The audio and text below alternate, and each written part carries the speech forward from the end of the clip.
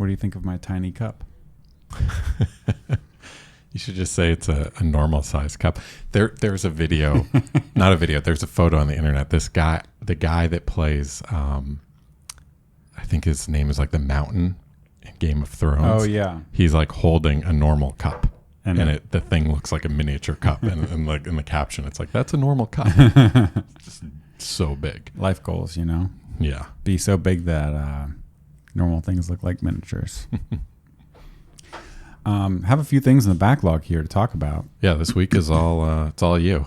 I'm excited. Well, last week I thought we were going to maybe do this last week because it wasn't this past Friday, but it was the week before where I went home from work and girlfriend's out of town, and I was like, fried from the day, and I think I took a nap, played some video games or something. Been wanting to start like a side project. And was like torn about the back end because, I really wanted to make like a real side project. I had this really good conversation with Yehuda Katz one time where he was talking about what he calls his adoption hypothesis, where he was saying why he thinks technologies get adopted at companies.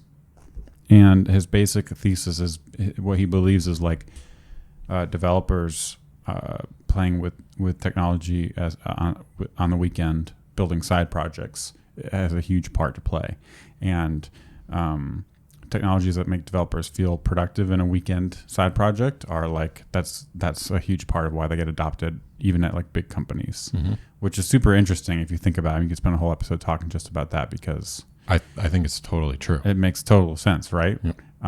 Something that like maybe is like you say, you're like, oh yeah, that's true. But if you actually believe and thought about it, it would change a lot of how you do things when it comes to promoting technology, right?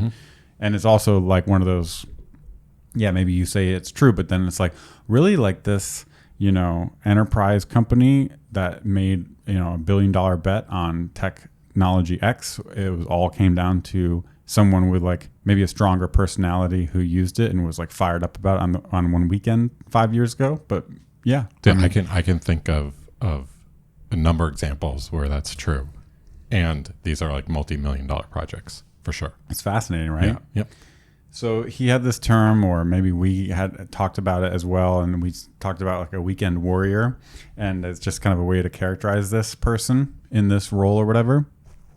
And one of the things about the weekend warrior is that they want a real app. They want a whole app. They don't want to just make an SVG viewer with React. They want to make, a to-do app that actually saves to-dos, or in my case, like a recipe app. I actually wanted to build this because I've been trying to be healthier and save money. And in New York, it's hard to do both of those things. And is this like when folks are like, I want to start blogging, and they go off and they like build a whole blog? A year later. This is you. I want to eat healthy, so I'm going to build a recipe system. But I was trying to be super, practical and not let that happen. Like I wanted to, that's why I hadn't done it the last few weekends before because I'd always felt like I was going to get into this web and to this nest of just technologies and not actually get anything done. And I didn't want to just do that on my side. I wanted to actually do something. I had an idea for a real app that I actually wanted to use in my everyday life. I was going to make my weeks more pleasant because for me, just like shopping and planning is like horrible. Seriously, planning, it's just like, some people love go home and plan out a trip and look up flights. And to me, like the second I start typing in flights.google.com, I'm just like, I need like the Apple TV controller and to just not do anything. And so it's the same for me with like food and prep. And I just want an easier way to do it. And I don't have to think about it anyway. So I just wanted to make a recipes app and I wanted it to actually work. And every time I thought about, I wanted to like play more with React and learn about some of the primitives and all this stuff. And also use Mirage, and actually want to use Mirage, not just use it because of it, but I wanted to actually use it the way we use it in Ember. Also because obviously we're working on Mirage and see how it works with React and these other technologies. And when I'm comfortable in Ember and in Mirage, it helps me prototype like a real front end, and all I need is a back end. And I've always want to do the same thing with React. And then it's like, well, when it comes time to make the back end, like I really don't want to set up a Rails API and point to it and all this integration. I just didn't want to do that. And also too, we're like outside of the weekend bounds. Exactly. Two apps, it's just the whole thing. And so a couple times I was thinking like, oh, React front end, like in an integrated Rails app with like Rails React or something, and they have it kind of as one app that's already wired up, and maybe a lot of that integration stuff is like taken care of by libraries. But I really wanted to make like a full SPA that was its own app that worked with Mirage, and then I could plug in. It's like the dream we've been talking about. It's like the whole reason. It's like the stuff that gets us super excited. Yep. It's hard to sometimes communicate, but it's again, once you've built a dozen or so SPAs, you just have this vision for it, and it's just the most exciting thing because it's the equivalent of like being able to push a Rails app to Heroku and have a URL. You don't have to deploy anymore. Like as a service that's taken care of for it. And as someone who loves the front end, loves being able to design things and make interactions and make things that are useful, the idea of having the data layer be in that same category as Heroku is like, that's why I wake up in the morning, like really, and come to work, because like that's the thing that's so exciting. And to me, that's something that Mirage helps facilitate, because it's a laser focus on that part, that value added part of the application. Anyways, I wanted to do all this, and I was finally like, I'd heard about this thing Hasura, which is this instant GraphQL backend on your Postgres database. And it was like, that's the idea, is that, it creates an instant backend. You really don't write like any backend code, more or less.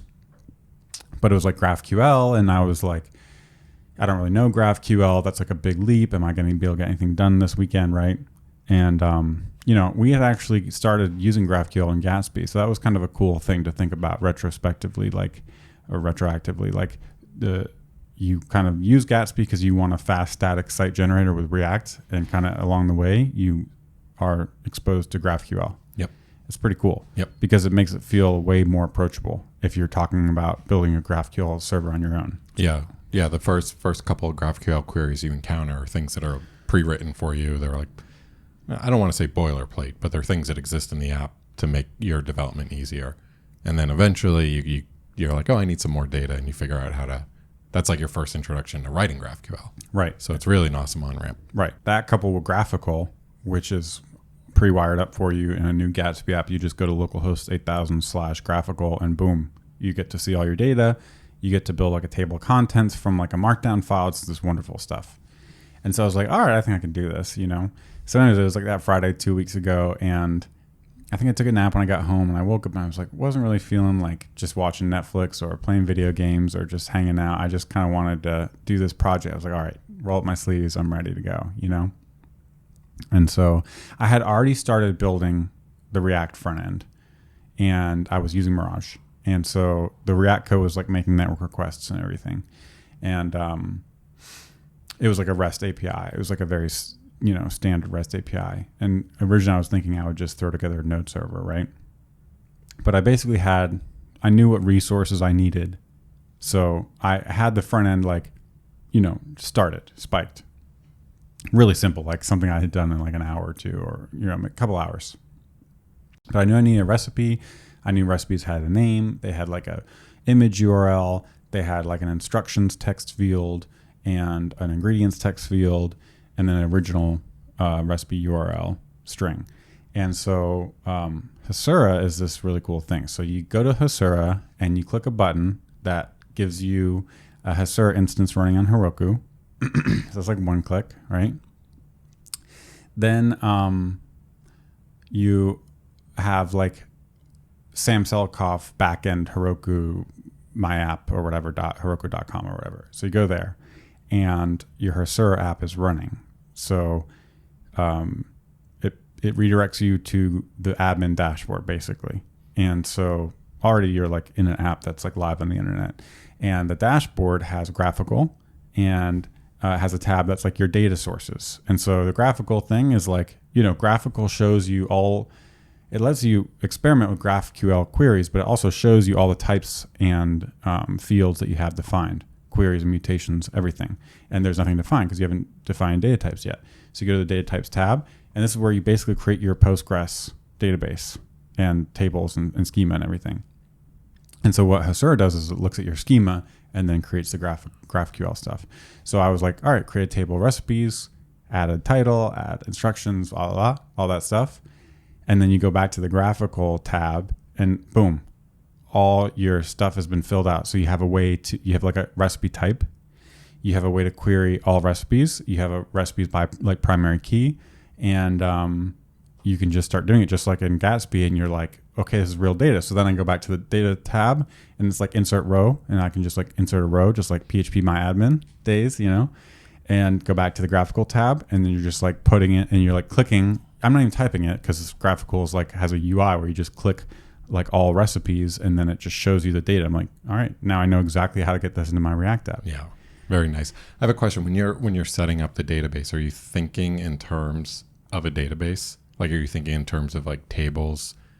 For example, like you're adding ingredients. Are you like, how do you add like the foreign key back to the recipe? So far, I wanted to start with super simple. So ingredients is literally a text field. But yeah, you absolutely do think in terms of database. And eventually I will create a separate table and a foreign key. And the foreign key they will use the foreign key to describe, to create relationship types in the queries, in the GraphQL schema that they define. And then in the GraphQL, I'm just going to throw out random questions, but in the GraphQL, the thing that they expose, like you can imagine something that's like they just expose a way for you to get all the columns like directly out of the database. It's almost like Postgres over HTTP via GraphQL. But do they like add on any opinions like pagination or like any metadata? Like there are ways to do all that stuff, and I don't think you can just get all the columns. Well, you can. So they define a type that's recipe, and it has fields, ID. Name, and all of the fields. And so it's like deliberately resource-based API that you would need to consume the data over GraphQL, basically. So it's like it's auto-generate. And they have guides for like how they generate everything and how I haven't even done like pagination or anything like that yet. But the filtering and stuff, it's this is where my understanding is still cloudy because I don't know where the boundaries are between what's part of the GraphQL spec. Like if you tell me I have a type, it's a recipe type, and it has name field, it's a string. If you say, okay, here's a GraphQL server with this, I guess you have to say what query you have defined. Like if the query supports filtering on name or searching name, is that part of like you just being an actual GraphQL implementation, or is that part of a query? That's part of a query. So I think they will then say like all of their auto-generated queries and stuff, they have docs for what's generated basically, and then they support all that stuff. I mean that's super cool because going through like a GraphQL setup I did in Rails, it's like they have some recommendations about pagination, but you're kind of like you're reading Stack Overflow stuff, you're seeing what the best way to do it. So some system just telling me do you do it like this? You have this edges thing. Here's the metadata. Here are the nodes. Like that's pretty good. Like me not thinking like, is this really the best way to do this? Yes. So yeah. Yes. Pretty amazing. So then I wanted to go ahead and see, okay, what would it be like to actually do this in my React app? And Gatsby comes with all the stuff wired up, but like I didn't know what it was like, and I was like, I know a GraphQL request is like a post request. Okay, so what does that look like? Fetch with like method post, and then, I need like a query that's like, is it stringify? Like, how does the format of that work? I think I might have tried some things and literally just pointing it to the Hasura production endpoint or whatever. Now, GraphQL is really cool because it is typed and it has all these queries and types predefined. It just gives you like the best error messages ever. Like it's literally like you go from being like, I'm afraid of trying to build my own GraphQL server to I don't even care what I'm doing. I'm just going to start trying things because every time I try something and hit play or try something and hit refresh, it's going to get a response. It's going to be an errors thing. It's going to tell me exactly the next thing I need to do. I mean, it's crazy. Like it's crazy. It's like having a wizard there just shepherding you along. Nice. And at this point, you're writing this all out by hand. Yes. You're doing like fetch Yeah, with a I post. think Very literally cool. like fetch with a post because I wanted to understand it. I knew like, we had talked with Alex and, other people, and they're like, oh yeah, when you build a GraphQL app, like, yeah, you use Apollo. Or people are using these things. But I really wanted to understand these pieces, part of what was the fun, right? Absolutely. And I kind of knew, I read through the whole docs on GraphQL. I need to reread them because there's like a lot there, but like I read through all of them and there's like a lot of really cool stuff there. There's also like some complex stuff, but they do a pretty good job of like progressively explaining the stuff to you, but there's a lot there. And it was just, I was getting confused with like a field versus a query versus a type versus like a variable and like all the pieces. But so I was kind of trying to do that on my own with like a fetch request. And definitely like I think I eventually got some data in, and it was like really cool. Like I just got some data in, and it was like an array of the recipes, and it was like powering the homepage that I had.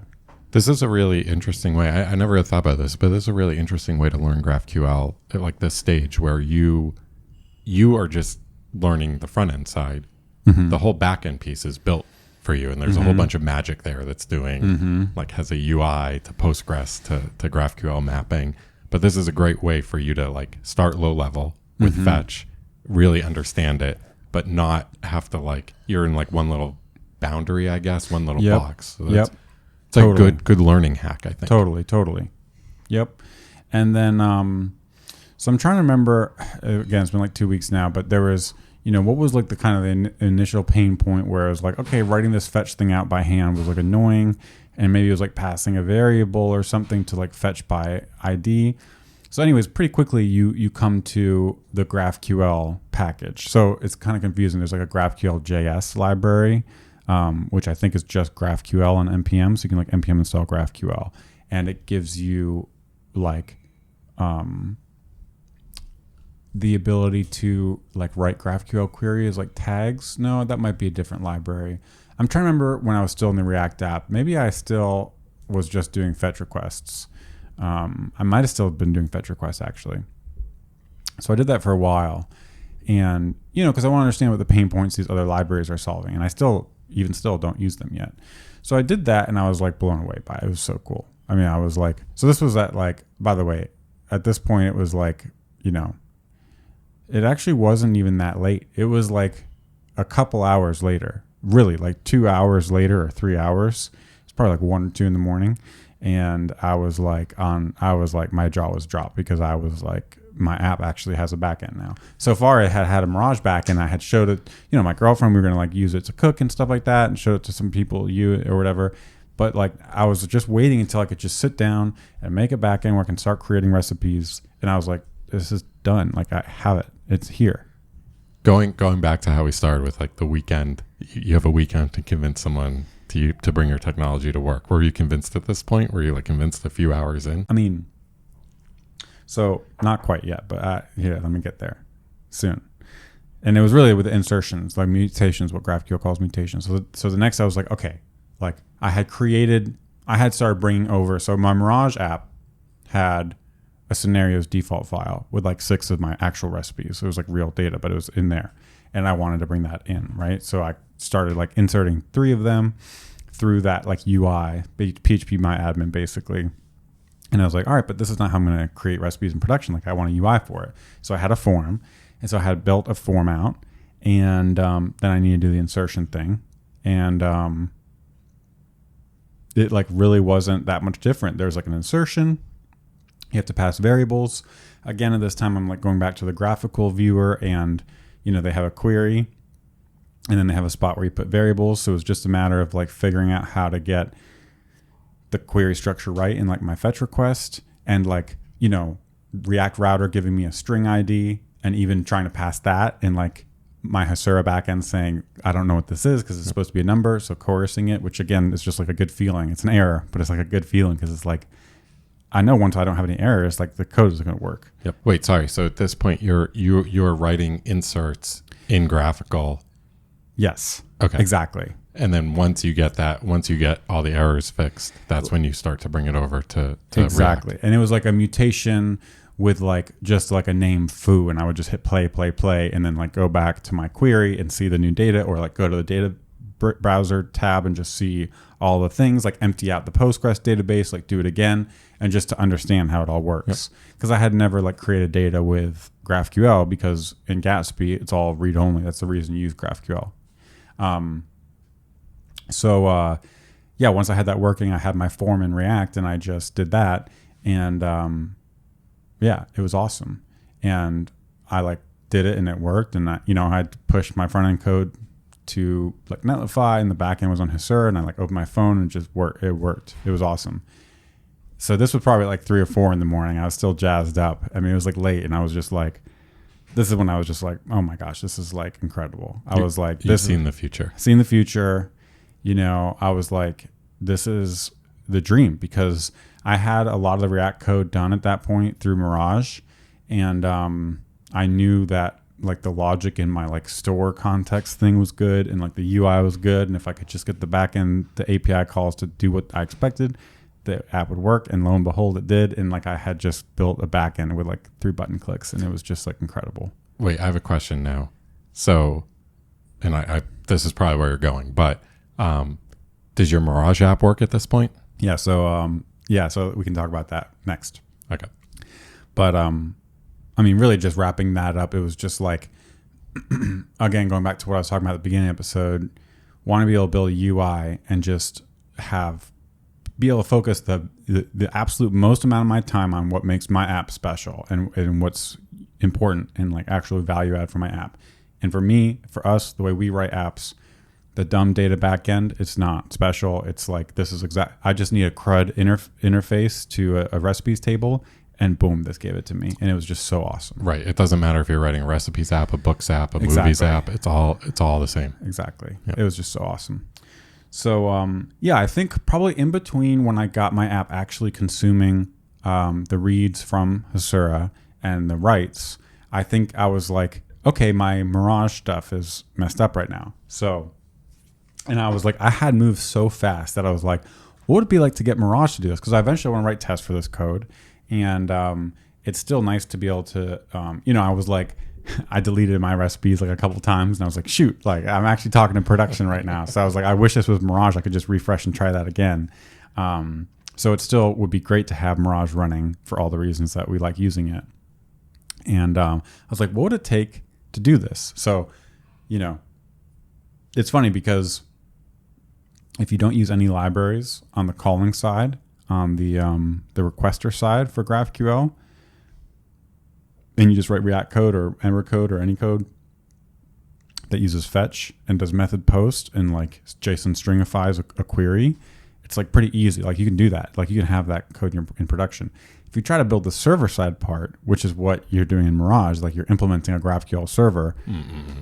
So think about, you have to like parse this thing. This was like, yeah. I was like, you get 2 steps and you're like, okay, so I'm getting like this thing, and then you have to like, okay, I can get like request body and like parse it, and then I'm looking at this crazy thing that's like a nested, it's like a GraphQL language thing, and I'm like, how do I do that to like db.recipes? I mean, hopefully there's some like GraphQL AST library out there that can give you some, okay, the person's asking for recipes with these fields, like some API that exactly can map that. So that's kind of like what you look for really quickly, and it turns out there is, and it's like that same GraphQL JS thing. And dude, it's amazing. Like it's amazing. So you have like your schema with like your type recipe and what the query is. You like pass that into this GraphQL function. It has a schema, and then you give it a request or like the query, and then any variables, and then it like delegates to this basically resolvers where the query comes through, it's going to invoke a method, and it's going to give you the variables just like you said. And it was like, I had started like, I really want to get this working with Mirage, and I was like JSON dot parse the body. I was like, how am I going to like, I just want to do something hacky, but it was like impossible. But then this was like, oh, this is so easy. Nice. And so you have like this resolvers or context function or something like that. So the first thing was the homepage of the app fetches all the recipes. So there's like this recipes aggregate query or recipes query, whatever Hasura gives you. Just like when we're doing an Ember app with JSON API and we're building Mirage, Mirage embraces front-end first development, but you are still implementing your Mirage server and your app with the knowledge of what the production backend is going to look like, that still has an effect. It's not like you just get to do anything you want. Right. You say, given I'm going to be deploying to a JSON API backend, here's how I'm going to build the front end. So it's the same thing. I wanted to understand what Hasura was providing for me so I could implement that in Mirage. So this kind of goes to something I want to talk a little bit more about later. But for now, I was just like, yeah, I just have the stuff that Hasura gives me. Let's try to implement this basic query, which is like fetch all recipes in all their fields. And so, yeah, the name of the query was like recipes or something. And you just define that as a function. And then like I pass like the Mirage schema object along, and I just return like schema.db.recipes. And that was it. And like it was like worked. And then I have a question. So if you do like, if I make a query to recipes and I do like ID and name is the only fields, and you return the entire DB, does this like GraphQL library that you installed like pluck off the right fields? I actually think it did. It did. That's because I was really surprised by that. Amazing. Because the camel case convention in Mirage happened to line up with all the query fields. And so I was like, oh, I'm just start with this. Like, let's just start and see if we can get all the Mirage DB records in there. And it worked. And then I did exactly what you said, which is like, oh, what if I only get the ID and name? And it worked. And I was like, okay, I guess this is how resolvers work. Like, I guess resolver is supposed to give you the full thing. And then this layer does like a partial row read or whatever. And I was like, I didn't even have to learn that because like the library does so much. Also, like as I was building this code, it was the same thing with Hasura where like I would mess something up or like I didn't return something and my Mirage server would tell me GraphQL errors just because it was like returning a call to this GraphQL library. Like the query was not formatted correctly or it didn't understand this. Oh, you had forgot to define this in your schema.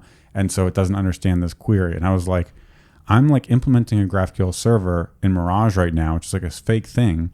And I have like better error messages than I've ever had in like any production server I've written. Like seriously, It was crazy. Yeah. And it was just like, oh, I know what to do next. It just kept feeling like that. It was incredible. Like the power of a good developer experience to like keep you energized and keep you moving and like keep you feeling confident in the technology you've chosen and just want to get it working and knowing that like, even if you're on your own, this is your first time doing it. It was just like, dude, it was blowing me away. I mean, it was like 5 a.m. and I'm like sitting there like I'm not going to bed, you know? It was so awesome. So then I had Mirage working for the reads for both the overview and the initial, like starting out on a single record /recipe/ID or whatever. And it was so cool because I could just go change the scenario as default. It would reload all the normal stuff and it was awesome.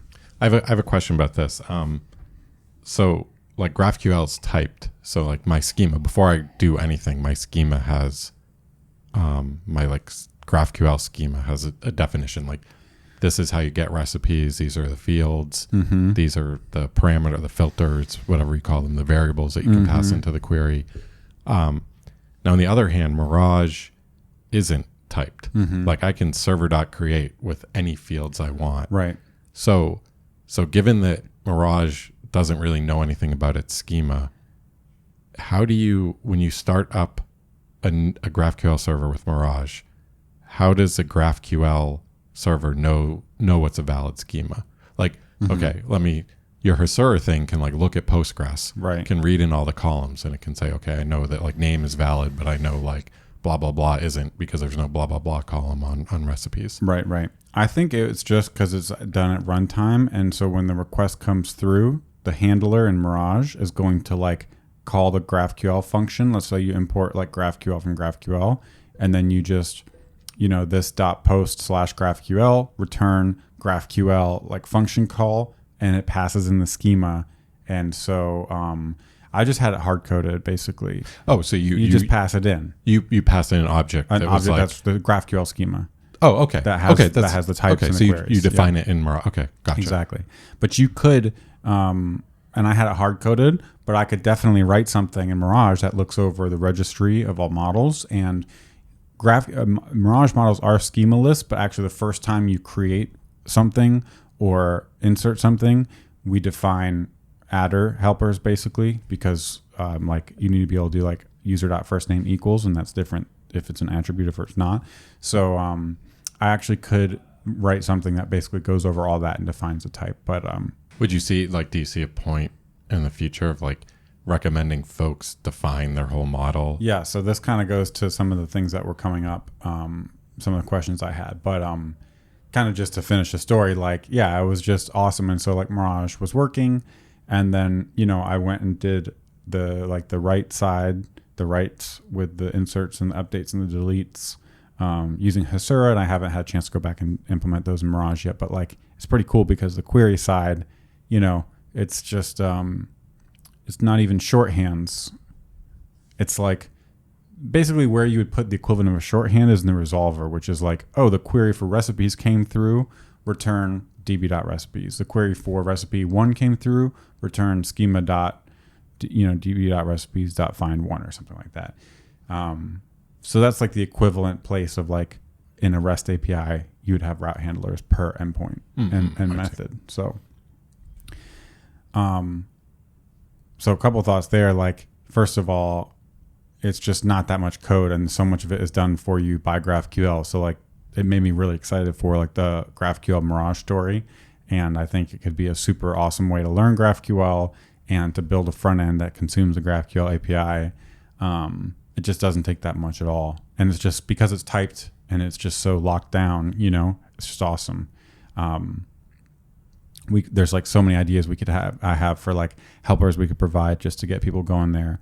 And you know, our friend Dave was saying that he had it with like TypeScript from his front end to Mirage to also his TypeScript backend, his actual production node server, which is like a TypeScript ORM backend, and it was like literally compile time type checked all through all 3 systems, which is pretty incredible. Yeah, pretty incredible. So also like this shows this, you know, the schema I had in the Mirage server where you had like type recipe, you know, field name, field ID, that stuff was handwritten. But, you know, if we were building a production system, like if we were building an app with this, we would share the schema in both the backend, or we would get it as like a build artifact from our Hasura backend or query for it or something like that when we were running tests or something like, probably a build artifact, right? Yeah. Because it's all generated for you. And then like the idea of like Mirage drifting from your actual server, well, it's just like, you know, it's like so much of that is taken care of for you. Maybe all of it, like maybe all of it can just be auto generated, right? So now the part of the Mirage that's you still want is like the whole ORM thing. So you still have like this schema, like you have the Mirage ORM models and relationships, and you still want to be creating like a recipe with these ingredients and stuff like that. And so that was interesting to me, kind of working with the tech and just being like, oh yeah, the common part here, you know, I switched this front end from something that consumed a REST API to something that consumed a GraphQL API, but the models and relationships stay the same, which is, it makes sense. It's exactly what you would think. It's like the domain modeling for the application. And like the HTTP layer is just like a persistence layer. It doesn't actually affect the domain modeling. The thing I'm kind of confused or like not, I don't quite understand yet with GraphQL is like if I'm creating a new front end with like a JSON API and Mirage and Ember, I'm just going to be making like, you know, I'll create a user and then I'll create a name and that exists everywhere. And then I'll create like, okay, I want it to have many companies. So I'll create a company has many and that exists everywhere. And I can start server creating these things where like with GraphQL, like do the types always map to the models? Like, and the relationships are the same. I mean, I guess it's kind of the same. I guess if it was auto-generated in the same way we auto-generate it from like Ember data models, it would feel very similar because, you know, once I had the GraphQL code in Mirage, I didn't feel like I had the same flexibility because I'm still kind of unfamiliar with it. Like, let's say I wanted to try a new field. What would that look like doing that? I guess it's just becoming familiar with it and making sure the Mirage server does the same thing that Hasura is going to do. Like a new resolver, like a top, like yeah, find I guess me so. all, I don't know, even three a new ingredient recipes or something. Like, even a new field or like, yeah, I just need to play more. I'm just so comfortable with the other stuff that it's like, I feel like I can do literally everything with just, you know, Ember and Mirage, and then I know exactly how to build the backend. But like here, it's like, well, Hasura tells you what the types are, and they have some rules for how they generate things. So you have to learn that stuff. GraphQL is typed, but it's unopinionated. Right. You can So make anything you want. you can make they're all fields. It all comes down to field. Even the query versus mutation is a field. And then it's like, what fields are available on query? Oh, recipes all. Recipes by primary key, or recipes by ID, or all recipes. Like Gatsby has this like kind of page, and then all pages, or MDX, all MDX. It's kind of all up in the air from there. So it's not as clear cut to me. Like for me, going from like a Ember app with like Ember data schema to like a JSON API, there's like one way to do that basically. There's like one way to do it. I mean, I would say, like, off my limited experience, I think you could make the same argument that like HTTP has it's very flexible. You can do anything in HTTP. You can have a GET request that mutates data, but we don't, right? We don't do that with JSON API. So JSON API is like a layer on top that provides these conventions. And I think, from what I've seen of GraphQL, especially in the Rails community, it's not that different. Yeah, it's not that different. You're not, people do write, like, I saw some examples where some people would have a thing called like search underscore recipes, and then other people would have recipes that take a search variable. So I think, but I think for the most part that you're going to have some convention, and it's not going to be the Wild West. But you are going to have to configure those things. Like you can't just say I have a recipe that has many ingredients, and then here's your GraphQL server. Because if you deploy to Hasura, Hasura is going to call it recipes underscore by underscore PK. Yes. Yeah, I see what you're saying. Whereas if we built it on our own, we might, someone else might call it something different. Yep. So that's some of the stuff that's going to be like, I want to make that as seamless as possible, because I like the Mirage workflow where you feel like you're just creating a new React model or Ember model, and your Mirage just keeps on going, right?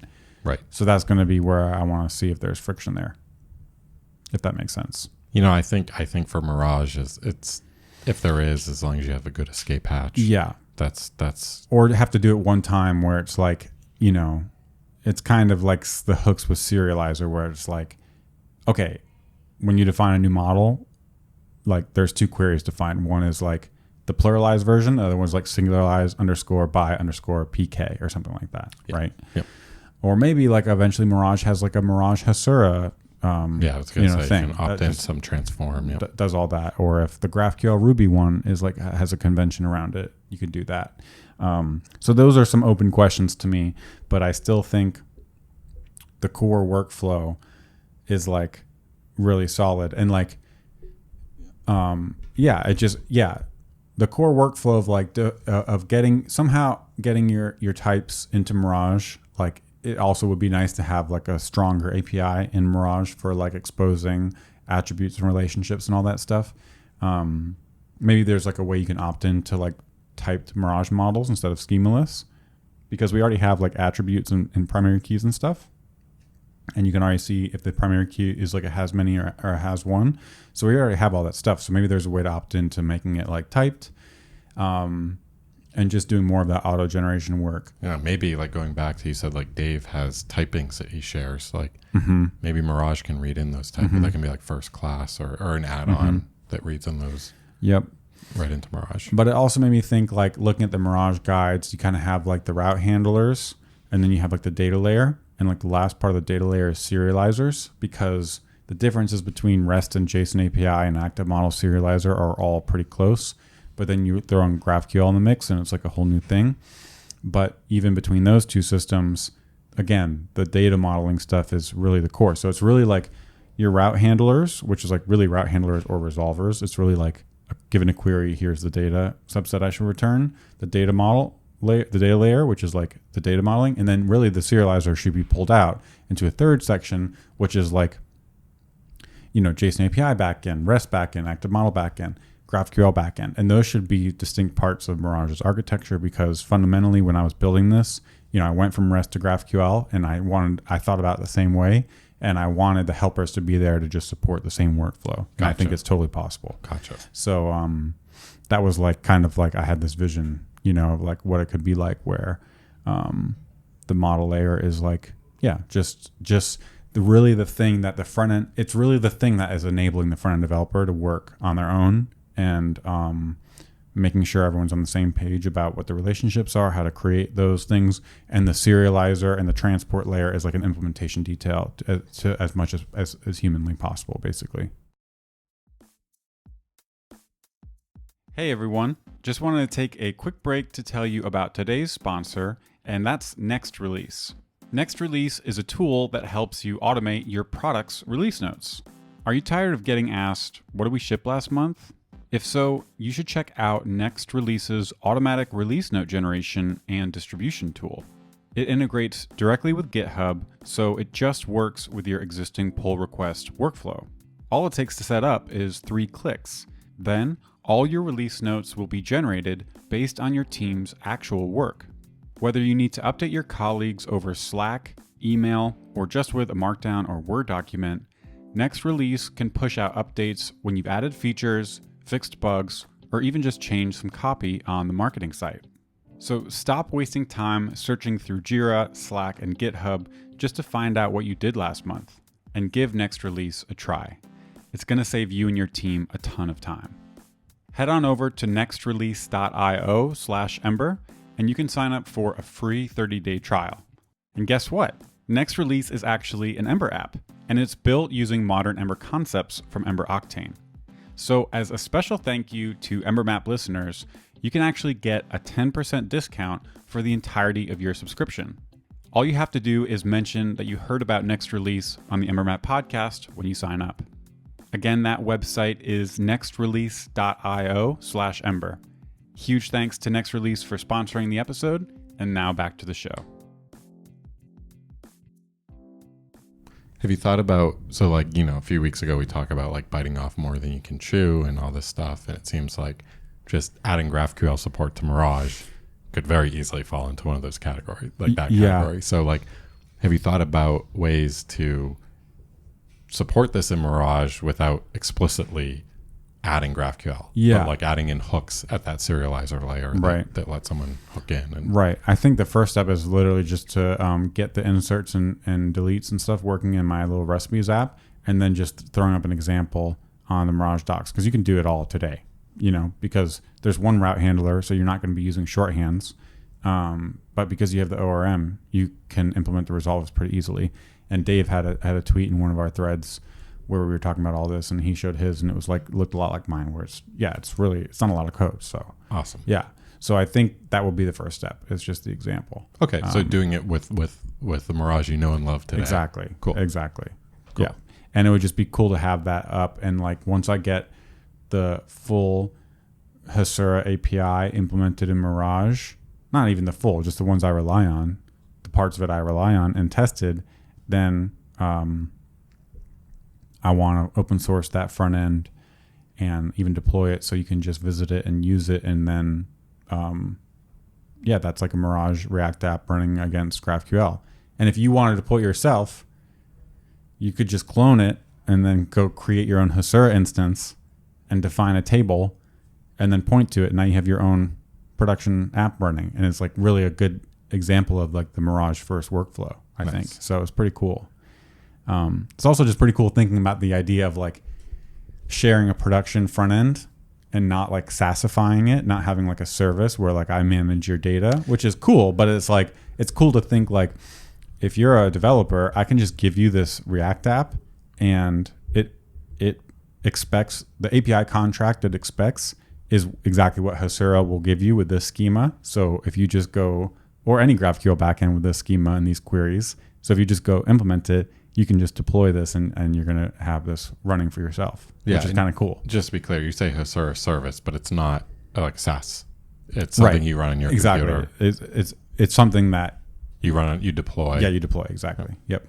I don't even know what the local development story is for Hasura, but yeah, it's managed, something you manage. It's not unmanaged service or whatever. I mean, It's when you deploy it to Heroku, it's effectively managed, but so it's just really neat, the boundaries, the front end versus back end, and having really clear cut things, and having, we just saw today this Dark Lang was launched. It's a language for building APIs, a integrated language and UI and deployment system all in the web as a hosted thing. And it's another example of what's the fastest way to build an API, because so much of what we do when we rebuild APIs is the same across APIs. And just reinforce my beliefs about all this stuff, because it's going to be if the backend is just going to be something that you can design in a GUI and you don't have to learn Rails, how to deploy a Rails server, then what you really need to focus on is being able to build a React app that can consume this API or an Ember app or a Vue app.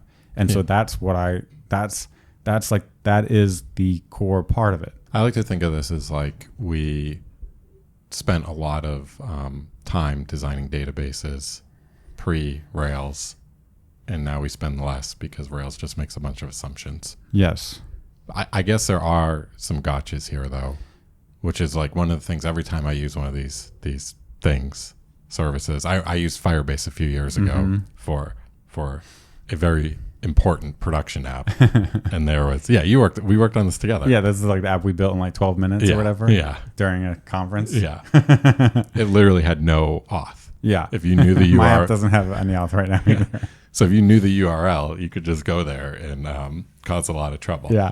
Hasura actually has a warning on when I'm in that like GUI view, and it's like, this is unsecure. Please secure this. And so there's like ways to do it. But, I'm hacking it. I don't care about that. You know how I roll. So there's a way to do it.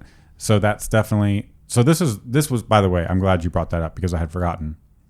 We literally wrote a production app in like 12 minutes. It was an Ember app that was real time. It was going to be used on an iPad and a computer simultaneously with a Firebase API, and it was incredible. It was like, that's probably the seed of all of this whole like obsession of like front end only development. Yeah, really. And it solved like a super important production problem. Yeah, like real world. Yeah, for the owner of the company. Yeah. So we did that, and we came back and we were like, man, Firebase is incredible. All this stuff. What always happens with Firebase, the thing with Firebase is black box. It's like a transport layer that's like completely proprietary, and you have to use Firebase and blah, blah, blah.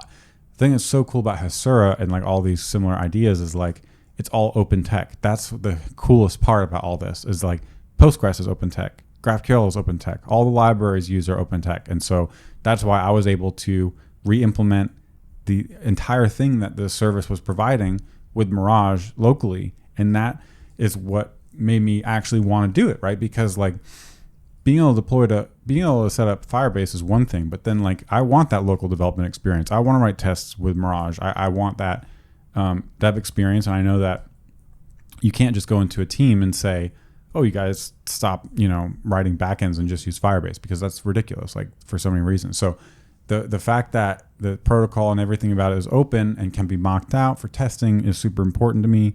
And so that was what got me so jazzed up about it. And so to your point about like, okay, when I use these systems like auth is a nightmare, or what about side effects and all this stuff? I mean, this is cool because it's all like exposed and it's, all there for us to do whatever we want. So I'm not exactly sure what the story looks like. I'll have to report back, but they do have like a happy path for auth. They also have side effects like, I think like uploading images and sending emails and stuff like that. So that's the stuff nice. I need to get to next. This is always the area where it's like, it breaks down. Why GUI only development fails. It's because you need to do something. I was going to say like something weird, but it's not even that weird. I need to send an email or put a job on a queue. Even I need to validate this thing before I throw it in a database. Right now it's literally like a dumb data store, which again is like, for so many reasons we've talked about like such a good way to build these kinds of things, but you eventually do need logic there. Like if you look at our Rails backend for EmberMap, it's not just a dumb data store. Like it's not. Yeah. So these are the unanswered questions. But as far as like getting something done, man, it was awesome. It was like 6 a.m. Friday, and I was like, literally heard birds outside. I was like, all right, I guess I need to go to bed. And I was just like so happy that I was on my phone. Of course, the thing that took me the freaking longest, dude, is ridiculous. So you have the website and it's working, and then you go and you add it a home screen, so it's like a little app. And Safari is like caching the snot out of this thing, and I'm like pushing updates and I can't do it, and I like delete the app and and it's like I still don't see new code. You have to like close all the browser tabs. I was like messing with like a service worker to try to get it. It was ridiculous, and so eventually I found out it's just like some stupid hack thing where you like window.reload with true to like force this thing to reload. Anyways, that's so funny, the things that take us the longest time. Well, it's interesting too. Like think about, just going back to successful in a weekend with technology adoption. Yeah. And it's like, service worker I don't really think is successful. No. And then I hear this story about you deleting apps and clearing caches and closing browser tabs. And it's like, okay. Yeah, I know. It's funny because like we are so conservative with adopting new tech, like, I mean, sitting here, like GraphQL's been out for years and just now I'm like really trying it out and stuff. But it's like, once I see it solves a real problem and, yeah, that's kind of like, I guess, bringing it to like this podcast about Ember, development and talking to Ember developers, like, why do I think this stuff is important? First, again, I can't stress enough, like the DX. It's fun using a new tool because we've been so laser focused on kind of our stack for a while, and you realize why adoption is there, why people get fired up about this stuff, and we've said this before, but you can't think about technology kind of in a vacuum or from a theoretical perspective. It's about the actual experience. It's about the resources that a library has. GraphQL has a ton of resources because it's popular, and so you have things like graphical that are just incredible, and you have things like Hasura, which, dude, if there was something like Hasura for JSON API resources, that would be awesome because there's so much I love about, or JSON API, right? Yep. Effectively JSON API resources, like that's basically what I want. And there's so much that would be great about that, but it doesn't exist, right? So, that's just something I think that's important. And it's like something can be, this is true for startups and businesses as well. Things that are not the best can be deployed more effectively or executed on more effectively and win in a sense. Like you can look back and say, was this like Tesla wasn't the best thing, but it was executed best, or is this like Google wasn't the best? The worse is better argument. I think there's some argument like a Paul Graham essay or something like that. It wasn't him. It was similar to that though. But it's like, Google doesn't have to be the best. They just have to be the last search engine, right? They weren't the first, or they were whatever it is, right? There's a couple angles there, but basically the point is like, there's just a lot of value in stuff that has nothing to do with the technology. It doesn't have to do with like GraphQL developers, the people who create GraphQL and who are like the proselytizers of it will get up at a conference and tell you why it is the right way to do APIs, right? And then we could get up there and argue like, oh, you need like, you don't want partial records. All the reason we talked about an API is policy. And also, by the way I'm using GraphQL is basically how I use JSON API, which is like full records because I don't want partial data. Like this is a whole nother topic, but like so many of the benefits of the purported benefits of GraphQL that have nothing to do with why I love it right now. And I know kind of based on my experience building these apps, having, is fully loaded, partial data, stale data, all this stuff, I'm actually using GraphQL in a very constrained way. And every time I fetch a model, it's going to be a full snapshot because, and I ran into this immediately, I visit the home page and I want to know I can render the detail page with all of its data. And I don't want to just query something and I want an identity map, all that stuff. But none of that stuff matters. So having those conversations is just like you're missing the forest for the trees or whatever, because it's so tempting to get sucked into those things. And even the GraphQL homepage is like, oh, with REST you overfetch, and with GraphQL you get just what you need. I'm like, you're talking way past me, but like I'm looking at this graphical thing and I'm like, my mind is blown right now. And I'm trying out Hasura and I'm like building a real app in like 2 hours, right? So it's just funny. And like developers know this, but like the advocates don't. But like the people like me who are just like, I'm just a guy trying to make an app. Wait, but hold on. I want to push back on that because you might use this thing. A developer you might be aware of how you view technology, but I could see a developer using GraphQL and having all those experiences that you had and loving it. But then when they go to work on Monday, the way they talk about it, explaining it the way they hear in conferences being talked about, because it's very hard to say, no, you don't understand. I was up till 6 a.m. Yeah. Because your coworkers are just going to be like, okay, you degenerate. Yeah. So maybe you do need both. But I mean, the way we open this podcast with the weekend thing, I think is hugely important. By the way, I want to add is good job working Mirage into this, because we want Mirage to be successful, And so the fact that you're forcing yourself to build a weekend app with Mirage, you really get to test it. Yeah. We really get to. Yeah, for sure. And also, it wasn't like I just wanted to use Mirage. We talked about this earlier. I didn't want to just use it because we work on Mirage. I wanted it because I want the Mirage workflow. And if this was going to replace the Mirage workflow, I would be like, okay, it's time to step back and look at this, right? But every time this has happened, it's like, this is a complement to Mirage. It's not a substitute for it. It's a complement. Yeah, front and first, testing. Exactly. Yep. What was I going to say? Yeah, I think that's an interesting point. You just remind me of like when we first got into functional CSS, tachyons, and Tailwind. And there was a big part of Adam Morse's argument for tachyons, which is about file size. And we didn't care a lick about that.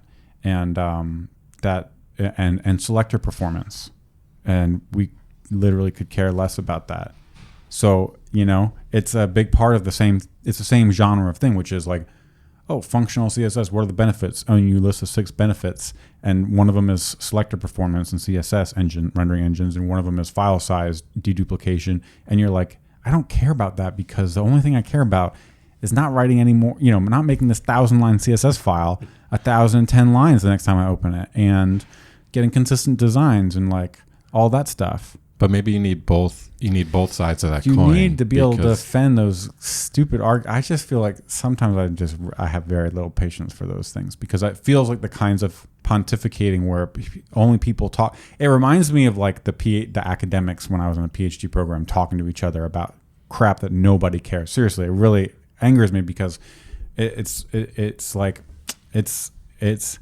kind of reminds me of this React, effect stuff and the idempotent stuff. It's like we're not talking about real stuff. Like you're in the ivory tower right now, pontificating about things that nobody cares about. One of my favorite Taleb quotes is, in theory, there's no difference between practice and theory, but in practice there is.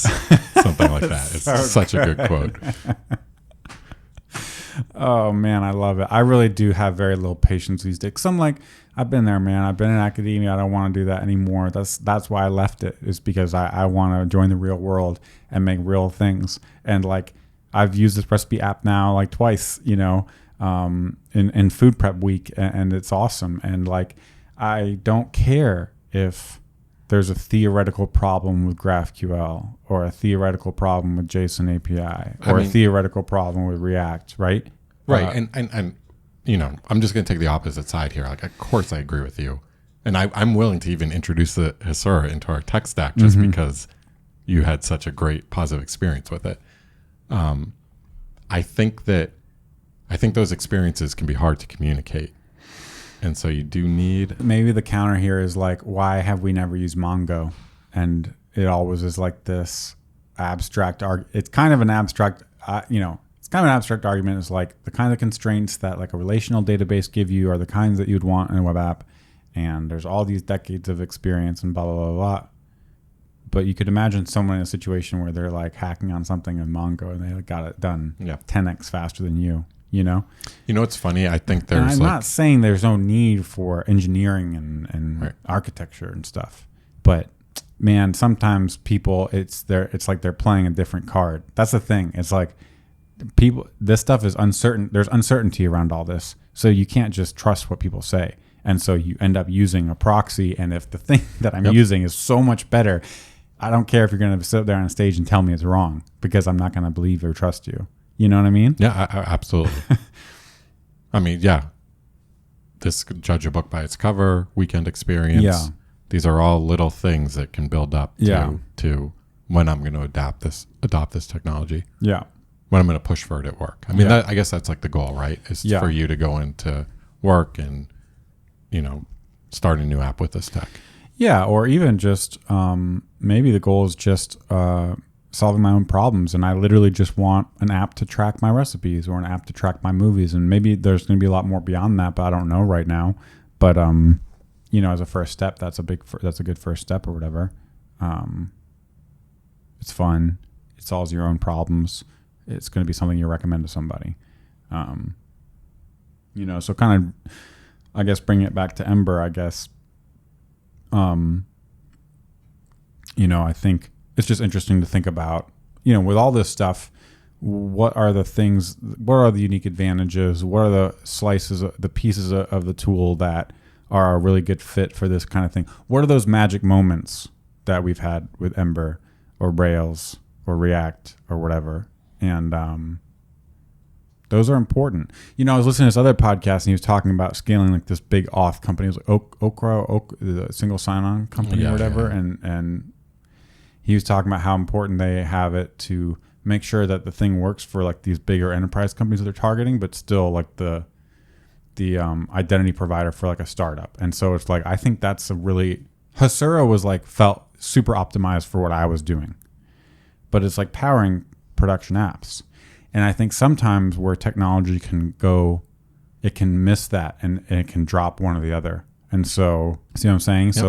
Yep, so what are Ember's magic moments? Like, what are the times like when we built that app in 10 minutes? Yeah. And we Ember generated and we had an Ember Fire add-on that did all of the integration work for us. It was the true power of it. And it was a magic moment. Yeah. I would say like this is silly now, but templates automatically updating. Yeah. That when you first get into JavaScript development, that is, seriously, that's a magic moment. And that's really why I'm still doing JavaScript. No, I totally agree. I think you're touching on something important. I also like that. I think I just saw that they merged like the app model, RFC, which exposes a routes model and a template, and as an app model. So you don't have to do this dot model because you have to have this dot model now. You can't just do naked model. And so if you're teaching someone Ember and then you throw a this dot model, you have to explain what this is. Oh. So you have to explain what a controller is. But with app model, you can just say, okay, the route does this and it passes this into the template and it's available as at. Just like when you render a component, you pass something in and it's available as at. So I actually really like that. That makes me feel like they are in touch with what the magic moments are, like you just said, which is you're teaching someone Ember and how far can they get with like a couple lines of code in a route and staying in templates. And I think they're like really focused on that. And I think that's really good. That's a really good part of Ember's onboarding. Mm-hmm. Really good. Like click toggle is showing is open. Like I think that's a magic moment. That's awesome. Installing an add-on and dropping a component in your template. Like that's awesome. Not importing anything, not setting up any config. Like that stuff is pretty cool. So anyways, yeah, that was all. Just wanted to get that out there because it was really cool. I've never done an Ember app with GraphQL. I know people who do, and I think it would be pretty interesting to try that out as well. I basically was in like the 3 side projects I've done in React now. I've basically re-implemented like, a slimmed down version of Ember Data and even Storefront because that's just the way I think about these things. And that's something that still surprised me about the React ecosystem. Well, that's going to be one of my questions for you when you're talking about like partial fetches and then refetching data. Is there like an ORM that can normalize all those and glue things together? Yeah, so I don't know about that. I think they like to do queries. So why wouldn't we do queries? Because, when you do a get to /recipes and then you click on a page, you could just pass in the object, but if you reload the page on that URL, you want to be able to get /recipe/1. So you need some way to connect data that's in /recipes to the data that's in /recipe/1. And in Ember and Rails and all this stuff, we have an ORM that lets us say, that object right there in the JSON corresponds to recipe:1, which is also here. So that way we know we can render sync. By the way, this is just like, if you start a new Now app or a new Gatsby app, like you don't get this behavior. This is like fundamental to how we think about SPAs. If you have the data in the cache, you get to navigate on it just like you would an app. It's like the huge benefit. It's like one of the main, if not the main benefits of building an SPA. And a lot of these technologies don't seem to really embrace it. And so that seems like a gap to me. I'm not sure about that. I think I haven't still gone to the libraries on top of GraphQL because I still want to really understand the lower level bits. But I think the way some of them work is, let's say because GraphQL is typed, they can make some of that same connection. So let's say you make a query for recipes and you get the name and ID and the ingredients and the instructions, the whole thing, and you get a list of them. And then your component for a detail page, when you navigate to /1, does that query, but it's just by ID. It can say, it can know through all that that thing was actually represented in the query you already made. And so it can return it from a cache. And this is like, I think, where Apollo's cache, like how it works. And I think there might even be other lower level libraries like Urql, URQL, that just do it by query and do some caching in that way. To me, I'd still rather have a model layer. Fundamentally, they are model. You're thinking in terms of they are, model. and it's really annoying because like if you were in an Ember app, you had a recipe model and you wanted to create like a derived, like a computer property, recipe title or recipe summary, and it's like the title and the description or something. You know, all the computer properties we have in our models, they actually talk about this either in I think in Apollo, and they're like, oh yeah, you get a client-side cache for your queries too. And if you want like a client-side only or cache-only property, you now define it in like GraphQL types. So you have like a, you know, a recipe short summary, and it's like a GraphQL thing that you resolve on the client. And it's just like, I want a model. Like I just want a model, and like to define like a method on a model, like a class and a getter, you know. It's just funny. Yeah. They because they're doing everything in the query language in GraphQL, your model domain, it becomes more than just fetching the raw data. It becomes type for your domain layer almost. And it just feels a little strange to me. It feels like a wrong boundary. And maybe just because of where I'm coming from, but I just wish there was a model/recipe.js in all my front end apps. Like I don't see me never not wanting that. Right, but right. You're saying that it doesn't matter if I'm using JSON, REST, JSON API, GraphQL. There's still a need for a model. Yeah, I think so. Absolutely. I mean, that's where I'm at now. That's what I want. But so again, I was like basically trying to say, all right, let me just go all in on the GraphQL way. It's like, oh yeah, my index page needs this, so I'm just going to query for it and render it. And then my detail page needs this. I'm just going to query for what I need and render it. And like if they're different, it doesn't matter. But then I was like, no, I want these to be synchronous. Like I want it to be instant, and so I'm not going to do that. So I just don't know what like a true believer would say, you know, where they're like, oh no, but it's all like your overview doesn't show the instructions, so you shouldn't be querying them. I'm like, come on. I know that's just that. I mean, but we're talking to each other, so it'd be interesting to hear what the Steelman version of the counter is. Yeah, it'd also be interesting to use one of these libraries. They might offer support for this. This seems like I understand. I just refuse though. Yeah, I understand when we build like React apps or Gatsby apps that this stuff isn't like first class out of the box like it is in Ember data. Yeah. But I don't know that means that people aren't building apps like this with GraphQL. Yeah. Interesting. What time are we at? We've been going for a little bit. 106. Okay, cool. Yes. I was excited, man. It was awesome. I would love, I'm excited about getting Mirage farther forward, both for REST APIs and for GraphQL, and just getting to that because it did feel very magical. It was also cool to just change out the API and know my React app still worked. To me, that's like a success story big time because, my front end code, I knew it did what it. I just had the boundaries very clear, and Mirage helps you do that. So I really love that about Mirage. HTTP. Yeah. Such a great boundary. Yeah, it really is. All these new tools it's still going to be the case that if you're building a front end, a client application, it expects to be deployed in talking to an API with a specific contract. And if you can always mock that contract out, then you can be confident your front end works. And no matter how that contract is implemented or if it changes, it's really cool stuff. So, Hasura, it's pretty sweet. If you want to build an app this weekend, give it a shot. Nice. All right. Well, we didn't even get to all this other good stuff. We got some other stuff in here to talk about. We'll have to wait until next time.